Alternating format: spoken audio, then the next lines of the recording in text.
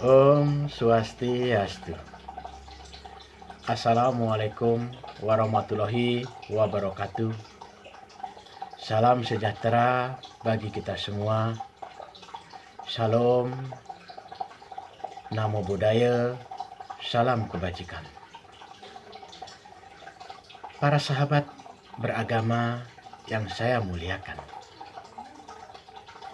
Ada orang bertanya kepada saya, mengapa begitu banyak para pejabat negara yang melakukan tindakan korupsi? Padahal para pejabat negara sebelum menjabat telah disumpah sesuai dengan agama yang dianut dan berjanji pada bangsa dan negara untuk menjadi abdi negara yang berintegritas, bebas dari korupsi, kolusi, dan nepotisme. Namun kenyataannya masih banyak abdi negara yang terjerat kasus korupsi. Itu artinya mereka telah melanggar sumpah dan janjinya pada Tuhan, rakyat, dan negara. Mengapa korupsi terjadi? Untuk itu, mari kita dengarkan video para penyuluh agama bersuara tentang korupsi. Dalam pandangan Gereja Katolik, korupsi adalah sebuah perbuatan tercela, sebuah perbuatan yang melanggar hukum Tuhan, sebuah perbuatan atau aksi atau aktus yang melanggar perintah Tuhan yang tertulis dalam Alkitab atau dalam kitab suci. Dalam dasar firman atau dekalog atau 10 firman Allah pada perintah yang ke-7, Allah menegaskan jangan mencuri. Mencuri dalam konteks Indonesia dikenal dengan kata korupsi yang lagi tren. Bahwa korupsi terjadi di mana-mana dan merugikan banyak orang. Oleh karena itu Gereja Katolik menegaskan agar kita memberikan perhatian kepada kaum kecil, kaum lemah, dan tidak boleh mengambil hak-hak mereka melalui tindakan-tindakan yang bersifat koruptif yang merugikan.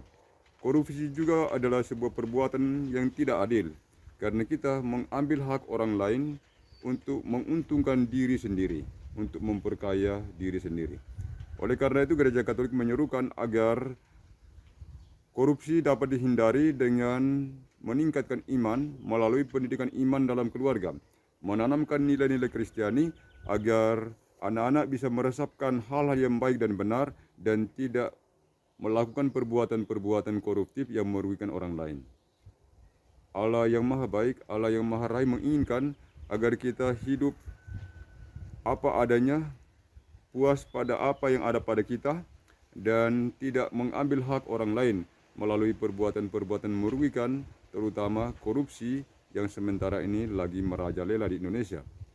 Oleh karena itu, diserukan kepada para koruptor agar bertobat, kembali ke jalan yang benar, meninggalkan jalan yang sesat, kembali kepada Tuhan dengan firman-firman-Nya. Dengan demikian, perbuatan korupsi dapat dijauhkan dan keadilan, kedamaian, kebersamaan dapat ditegakkan demi sebuah bonum komune yang lebih baik dalam negara kesatuan Republik Indonesia. Bismillahirrahmanirrahim. Assalamualaikum warahmatullahi wabarakatuh. Bismillah, alhamdulillah, wassalatu wassalamu ala rasulillah Sayyidina Muhammad ibn Abdullah, ma ba'du. Sahabat sekalian saya hormati, semua orang ingin memperoleh kebahagiaan. Bahagia bagi tiap orang bisa jadi berbeda tergantung apa yang menjadi ukurannya. Umumnya setiap orang mengukur bahagia pada banyaknya materi. Karena ukuran bahagia adalah materi, maka bisa jadi manusia akan terjebak pada kondisi menghalalkan segala cara untuk memperoleh materi tersebut. Perilaku korupsi merupakan salah satu cara menghalalkan segala macam cara yang saya sebutkan tadi. Bagi kita umat Islam, ada sebuah dasar yang sangat jelas dan sederhana yang Allah nyatakan dalam firman-Nya surah Al-Baqarah ayat 279. A'udzubillahi minasyaitonirrajim. Bismillahirrahmanirrahim. Fa illam taf'alu fa'dzanu biharbin minallahi wa rasulih wa in tubtum falakum ru'usu amwalikum la tadlimuna wa la tuzlamun. Yang artinya, jika kamu tidak melaksanakannya, maka umumkanlah perang dari Allah dan Rasul-Nya. Tetapi jika kamu bertobat, maka kamu berhak atas pokok hartamu. Kamu tidak berbuat zalim, merugikan, dan tidak dizalimi, dirugikan. Kata kunci pada akhir ayat ini adalah jangan berbuat zalim, merugikan orang lain, dan tidak dizalimi, dirugikan oleh orang lain. Korupsi adalah tindakan yang dapat merugikan orang lain, bahkan negara pun dirugikan. Apalagi negara sudah mengatur masalah korupsi dan gratifikasi. Cara yang paling ampuh menghentikannya dengan menolaknya dan mengatakan tidak dengan korupsi. Karena ini adalah perangkap setan untuk menjerumuskan manusia dari jalan Allah Subhanahu wa Ta'ala. Korupsi adalah kesenangan yang bersifat pribadi dan merugikan orang banyak. Korupsi dimulai dari prinsip hidup hedonis dan materialistik serta serakah. Selain itu, dalam surah Al-Mutaffifin Allah menjelaskan, wailul lil mutaffifin, celakalah bagi orang yang berbuat curang. Perbuatan korupsi adalah perbuatan curang yang merugikan orang lain dan merugikan negara. Kita sangat diharapkan untuk bisa menghindarinya dengan cara meningkatkan takwa kita dan keimanan kita kepada Allah Subhanahu wa Ta'ala. Berlaku hidup sederhana serta selalu mensyukuri apa yang Allah berikan kepada kita. Demikian yang saya sampaikan, semoga kita bisa menghindari perbuatan korupsi yang merugikan kita dan merugikan negara. Amin ya rabbal alamin. Terima kasih. Assalamualaikum warahmatullahi wabarakatuh. Om Swastiastu. Pandangan korupsi menurut agama Hindu. Kita sebagai manusia, sebagai orang, membutuhkan kebutuhan yang memang harus kita penuhi untuk menjalani hidup di dunia ini. Tetapi Tuhan bersabda dalam Bhagavad Gita bahwa kalau seseorang tekun berbakti kepadaku, aku akan berikan apa yang dibutuhkan dan jaga apa yang dimiliki. Kalau kita lihat sloka 1 ini, bahwa Tuhan menjamin semua kebutuhan kita, berarti kita hidup dengan mendapat karunia Tuhan. Dan kita tidak boleh mengambil hak-hak orang lain.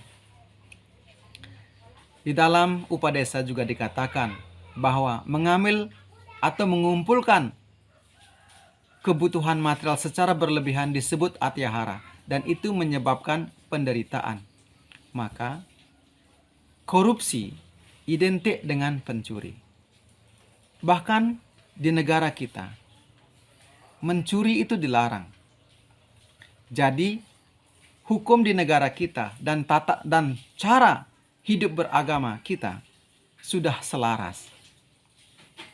Untuk itu, mari kita hindari kehidupan-kehidupan yang berdosa untuk menjadi kehidupan yang berbahagia. Jangankan mencuri, bahkan berpikir yang tidak baik pun dilarang. Kalau sudah mencuri berarti sudah melanggar 2 tatanan, yakni berpikir dan berkata atau merencanakan.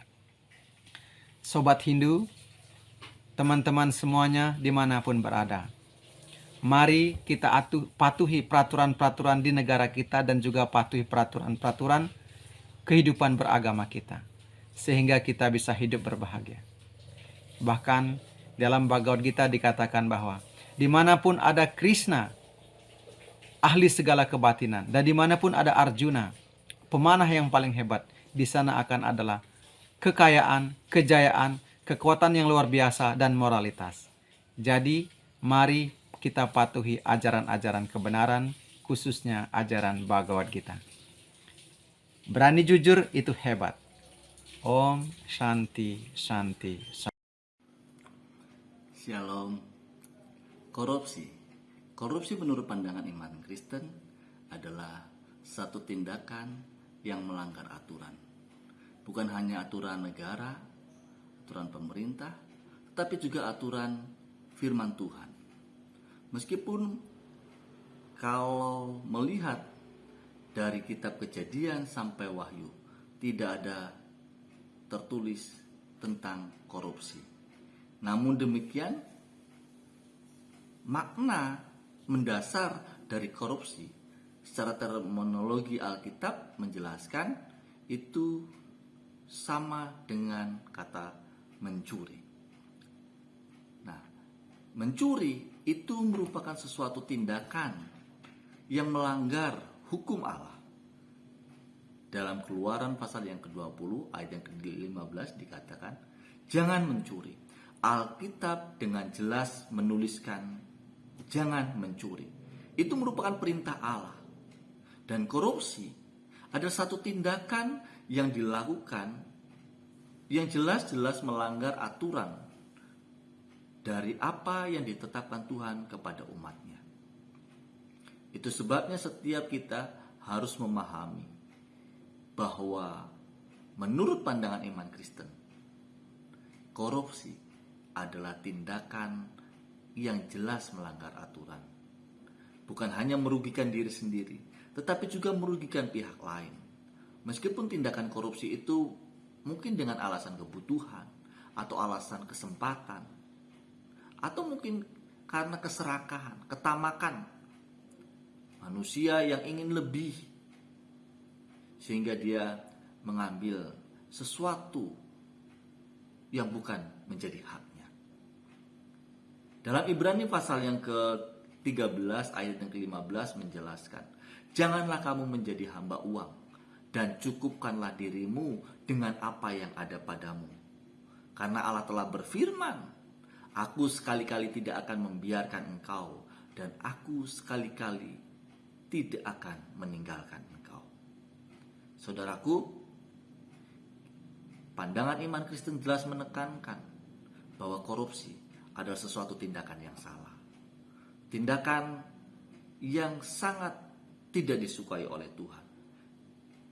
Rasul Paulus sendiri menegaskan kepada jemaatnya, kepada umatnya, bahwa mengucap syukurlah dalam segala hal, sebab itulah yang dikehendaki Allah di dalam Kristus Yesus.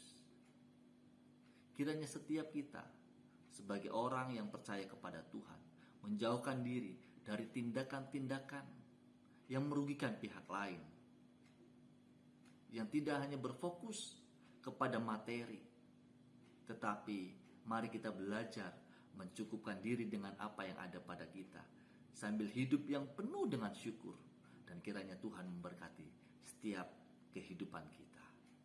Amin. Namo Buddhaya. Perkenalkan, nama saya Dika Wiratama, penyuluh agama Buddha Kabupaten Bekasi.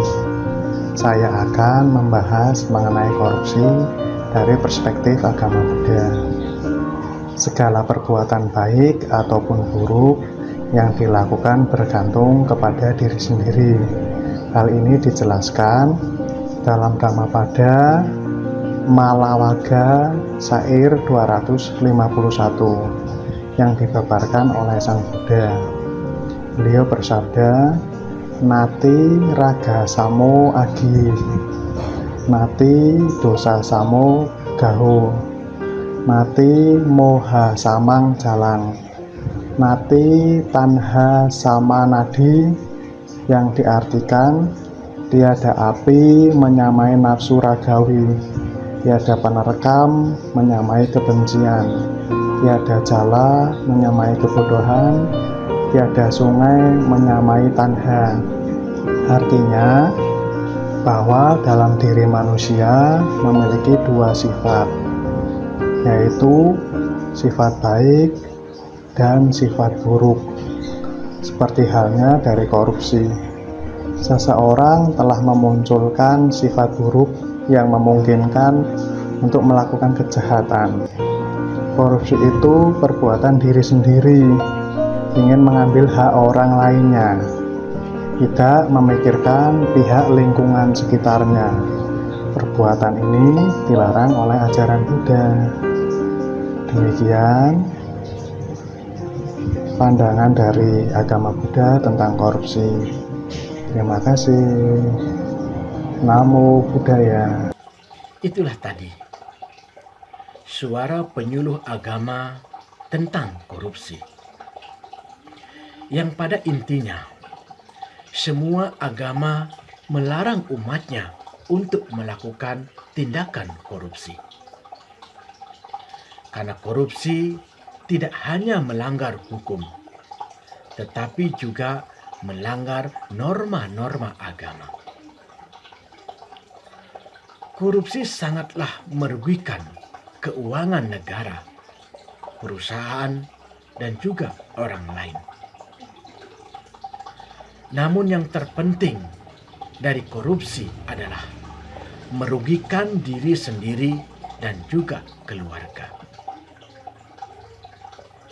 Di mana tadinya seorang yang bermoral baik begitu dihormati, disegani. Namun ketika tersangkut kasus korupsi, maka orang tersebut dicap sebagai orang yang tidak bermoral.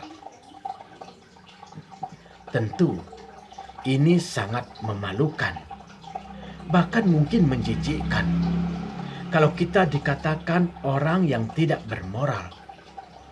Karena kita semuanya adalah orang-orang yang beragama. Karena itu, mari kita jaga dan pelihara moral baik kita dengan cara menjauhi perilaku dan keinginan untuk korupsi. Katakan tidak untuk korupsi, berani jujur, itu hebat. Terima kasih. Om Santi Santi Santi Om.